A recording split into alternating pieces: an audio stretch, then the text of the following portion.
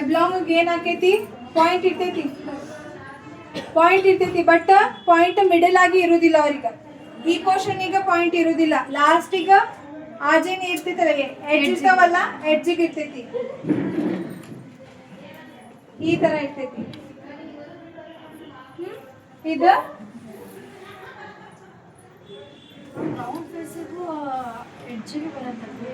ಹಾ ಕೆಲವೊಬ್ರಿಗೆ ಪಾಯಿಂಟ್ ಇರ್ತೈತಿ, ಕೆಲವೊಬ್ರಿಗೆ ಪಾಯಿಂಟ್ ಇರುವುದಿಲ್ಲ. ಅವಾಗ ಅವ್ರಿಗೆ ಏನ್ ಪರ್ಟಿಕ್ಯುಲರ್ ಆಗಿ ಏನ್ ಮಾಡ್ಬೇಕು, ರೌಂಡ್ ಶೇಪ್ ಆಗಿ ಕೊಡ್ಬೇಕಾಗ್ತೈತಿ ನಾವು. ಈಗ ನೋಡ್ರಿ ಅವ್ರದ್ದು ಪಾಯಿಂಟ್ ಇಲ್ಲ, ಪಾಯಿಂಟ್ ಅವ್ರದ್ದು ಇಲ್ಲ ಬಟ್ ಕಾಣಾಗ್ತೈತಿ ಪಾಯಿಂಟ್ ಇದ್ದಂಗ, ಬಟ್ ಇರೋದು ಪರ್ಟಿಕ್ಯುಲರ್ ಆಗಿ ರೌಂಡ್ ಶೇಪ್ ಅವ್ರದ್ದು.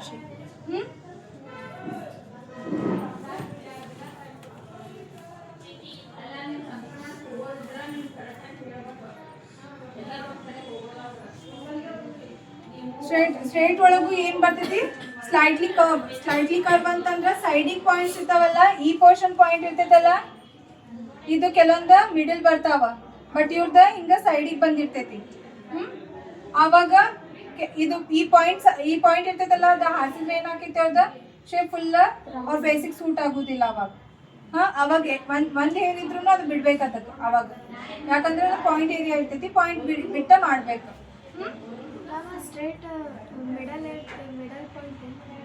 ಇದು ಮಿಡಲ್ ಪಾಯಿಂಟ್, ಇದು ರೌಂಡ್ ಇದೆ, ಇದು ರೌಂಡ್ ನಾ ಹಂಗ ಸುಮ್ ತೋರ್ಸಾಕ್ತೀನಿ. ಇದೈತಲ್ಲ ಹಿಂಗ್ ಬರ್ತೈತಲ್ಲ, ಇದು ಮಿಡಲ್ ಪಾಯಿಂಟ್ ಇದೆ. ಇದು ಬರ್ತೈತಲ್ಲ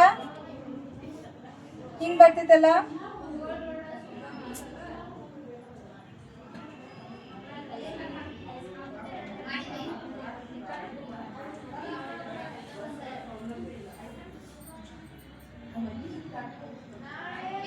ಇದು ಹಿಂಗ್ ಬರ್ತೈತಿ, ಇದು ಸೈಡಿಗೆ ಬರ್ತೈತಿ, ಇದು ಸೈಡ್ ಇದು, ಇದು ಮಿಡಲ್.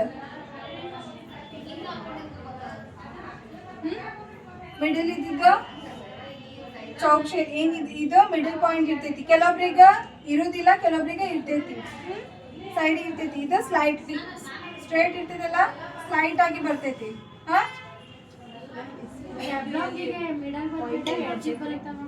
ಎಡ್ಜಿಗೆ ಬರ್ತೈತಿ, ಸ್ಕ್ವೈರಿಗ ಥಿಕ್ ಬರ್ತೈತಿ. ಐಬ್ರೋ ಥಿಕ್ ಬಂತಂದ್ರೆ ಆಟೋಮೆಟಿಕ್ಲಿ ಫ್ರಂಟ್ ಮುಂದೆ ಮಿಡಲ್ ಬರ್ತೈತಿ ಅವ್ರದ್ದು.